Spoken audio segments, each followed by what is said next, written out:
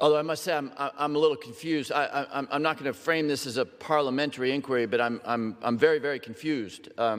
We've just gotten back from a 2-month paid vacation in which federal employees didn't get paid, in which we started a war without congressional approval, in which electricity prices went up for 70 million Americans, in which inflation is rocking along at 3.5%. So I thought we were going to be in this chamber talking about affordability. By the way, my friends on the Republican side just got shellacked in an election from sea to signing she, where the word is affordability. They got shellacked on affordability. And what did we do this week? Congressman Norman, a guy who put a .38 Smith & Wesson on the table when he met with Mothers Demand Action on gun safety, a man who called for martial law to stop the peaceful transfer of power, to stop Joe Biden from becoming president, he decided that Stacey Plaskett should no longer be on the Intelligence Committee. We spent half a day on that. Congresswoman Mace, who is Congresswoman Mace, decided that Corey Mills should no longer be on committees, and apparently we may do another one. So I prepared a speech on affordability. Lots of good ideas on how to make stuff cheaper. It says it right there. Lots of good ideas on how to make stuff cheaper. Good idea number one, get rid of tariffs, which are a tax on bananas, coffee, vegetables, pasta sauce, pasta, television, automobiles, burgundy, fine French claret for my Republican friends over there. Number two, stop canceling generation projects which will make electricity cheaper. That was my speech. But instead, we're here to denounce the horrors of socialism.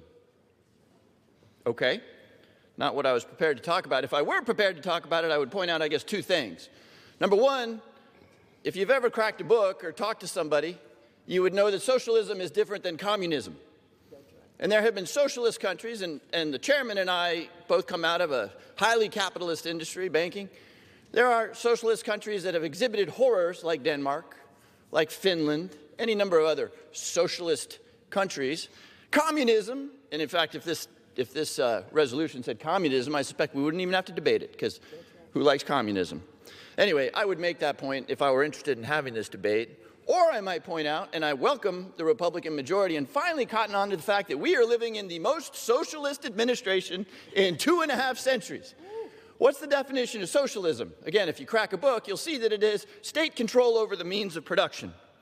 This president has taken a 10% stake in Intel, a 15% stake in MP Materials, a 10% stake in Lithium America, 10% stake in Trilogy Metals, and we have a golden share in U.S. Steel. State control of the means of production. Madam Ranking Member, may I have one more minute? I yield additional minute to the gentleman.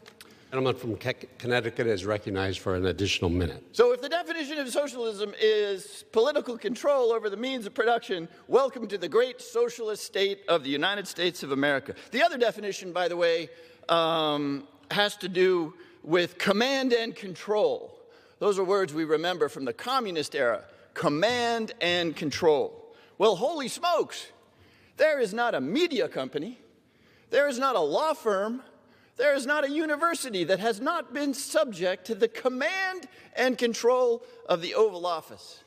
The president has demanded money. Looks a little like extortion to me, but in order to avoid making a personality, let's just call it dividends. The president has demanded dividends from any number of companies.